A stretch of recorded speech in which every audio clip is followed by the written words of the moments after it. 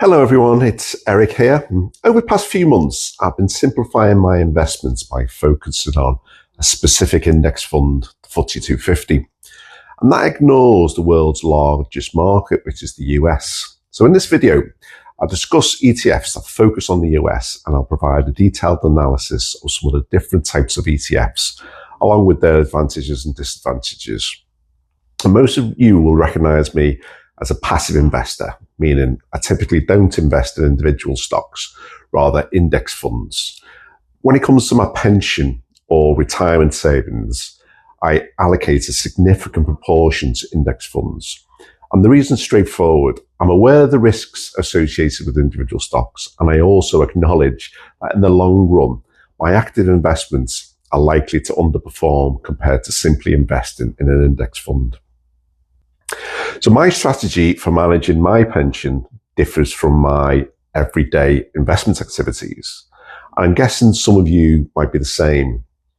You know that investing in an index fund is the smart choice, but you find yourself buying some individual stocks anyway. So first, let's clarify what I mean by an index fund. And here's what I believe constitutes a true index fund. Well, let's get the two criteria we all know and follow. If you follow this channel and subscribe to the channel, you'll already know these two anyway. But then I'll talk about four other criteria that some people do miss when choosing an ETF. So the first of the obvious ones, it should have a low expense ratio. An expense ratio is the cost of owning a mutual fund or an ETF. So think of an expense ratio as the management fee paid to the fund company for the benefit of owning the fund. It's measured as a percentage of the investment in a fund. So for example, a fund may charge you 0.4%. That means you'll pay £40 per year for every £10,000 you've invested in the fund. And you'll pay this on an annual basis. But if you only own the fund, say for a year, don't assume you can sell the fund just shy of a year and avoid the cost. Of the management company will take the cost out of the fund's net value on a daily basis behind the scenes. So it'll possibly be invisible to you anyway. So the second obvious one, everyone will know, it must be passive and not active. So when you invest in an index fund, you want it to follow the index you've selected, but you definitely don't want it to be subject to a fund manager's arbitrary decisions. This is the opposite of what an index fund's for. The whole reason to invest in one is to eliminate bias, avoid random decision making. So according to the latest report, 93% of active equity funds failed to beat the S&P 500 over the last 20 years. So let's talk about the other four criteria that people often miss. One, I prefer it to be a market-weighted cap, not based on some arbitrary gimmick. Two, it should be broad-based and not narrow or selective. Three, it needs to replicate the index, not be synthetic. And four, the fund should be relatively large for liquidity. So let me quickly go over these points, as some of these are really important. So I prefer to invest in market-weighted funds, where the weight of each company in the fund is determined by the total market value of its shares. For instance, companies like Microsoft and Apple, each valued at around 3 trillion each. And they contribute about 7% of the S&P 500. In contrast, American Airlines, valued at only 7 billion, represents only 0.01 of the index. And when you invest in a properly weighted S&P index, a significant proportion of your investment goes towards these larger companies, with a small fraction allocated to the smaller companies. Recently, some of the world's largest companies, such as Google and Microsoft and Apple, Nvidia, have experienced massive, rapid growth compared to the rest of the market. And this has led to a rise in the popularity for equally weighted index funds. There are two concerns I have with equal weight index in the long run. First, as the best performing stocks begin to rise, the index sells them off to maintain equal weighting. This means is that a company's stock starts to climb, the equal weighted index must sell them shares in each company at the same weight. This could result in missing out on significant growth if it's beginning of a long-term upward trend for that company. Secondly, the equal weight index buys more of the worst performing stocks as their value decreases to maintain the balance. This seems counterintuitive. While some people may focus heavily on this aspect, the performance difference isn't that substantial. The equal weighted index has performed well over the last 20 years, but it's uncertain if that trend will actually continue. So secondly, next, an index fund must be broad-based. This means if you're buying an index fund of the S&P 500, for example, it should include everything in the S&P 500 or very close to it. And the moment you deviate from this, the fund stops being a true index fund. In my opinion, you're essentially engaging in active investing under a different guise. Sometimes index funds focus on specific sectors like technology or healthcare, or they may target growth or core segments of the overall index. This raises questions about the criteria for categorizing companies as growth or core. Are there companies that don't want to grow? And why are some companies classified one way and others differently? I tend to avoid selective index funds because I already engage in enough of my active investing. So the third point, my preference is for replicating index funds, not synthetic ones. So a replicating index fund actually purchases the shares of the company within the index, truly owning a piece of them companies.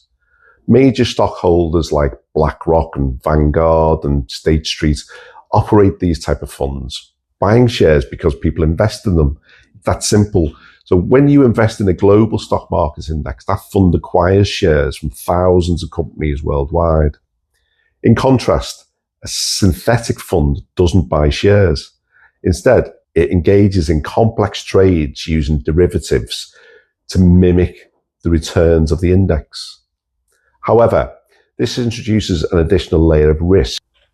With a replicating fund, if something happens to the company from which you bought the synthetic fund, you could face losses. In contrast, owning shares through a replicating fund manages that risk.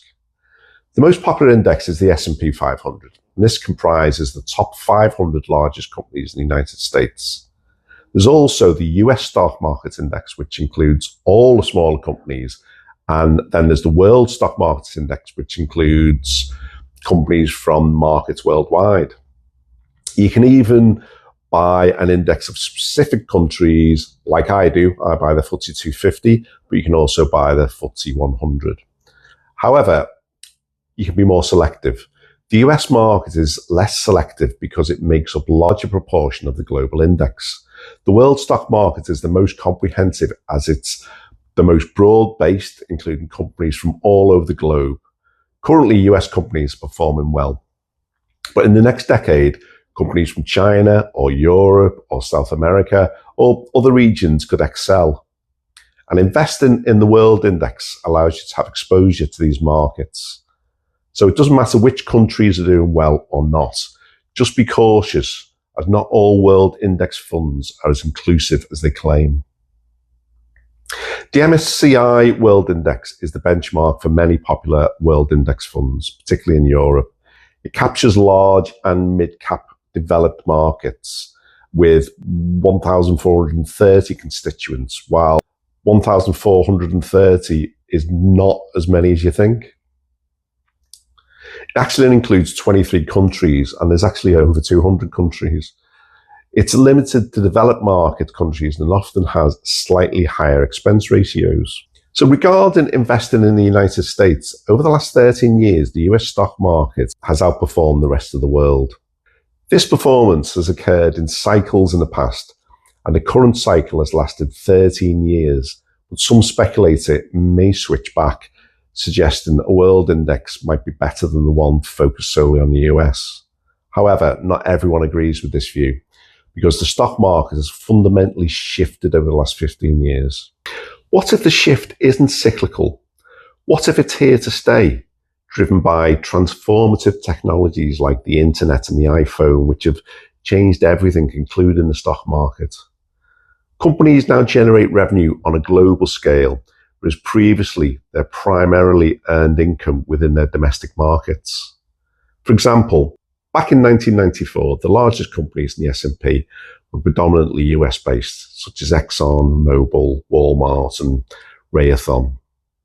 Today, the biggest companies in the S&P 500, like Microsoft and Apple, Nvidia, Amazon, Google, and Meta, they operate and earn revenue worldwide. Additionally, many ambitious foreign companies now opt to list on the US stock market rather than their domestic markets due to the larger pool of investors and the greater fundraising potential. This trend is actually exemplified by the UK chip maker ARM, and they chose to list on the NASDAQ instead of the LSE, the London Stock Exchange, despite being a British company. And this shift was rare 30 or 40 years ago. Moreover, the fees for trading across different markets were high back then, making it expensive and challenging. Now, with the advent of online brokers, buying a stock in the US Stock Exchange is much more accessible. When comparing the S&P 500 to the total US stock market, some investors used to invest solely in the S&P 500, which has historically provided over a 10% average return since its inception 100 years ago. However, many benchmark their personal investments against the total US stock market index, which is VTI. This includes smaller companies not in the top 500, although the total market index has slightly outperformed the S&P 500 over the long term. The S&P 500 has fared better since the 2020 market crash, with small cap stocks still recovering from the 2022 downturn. As interest rates begin to fall, small cap stocks may benefit more due to the debt structures. The recent focus on mega cap tech stocks has been overshadowed by the broader market, but this may reverse in the future. Therefore, some choose the total US index stock market for exposure to all US listed companies, large and small. And if you're based in the US, that fund is VTI. In the UK and Europe, you can't get that. A similar fund called the US Equity Index Fund is something you can get as an accumulation version within Vanguard UK. So you can go and open a Vanguard account just to buy this fund if you wanted to, for example.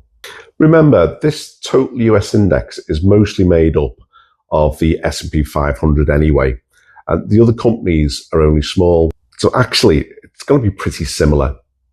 So you may decide to go out and buy the S&P 500 ETF on pretty much any investing app. And you can do this very cheaply as well. Anyway, I hope this was of interest. And if you are interested in this type of content, don't forget to press that like button and to subscribe. See you on the next one.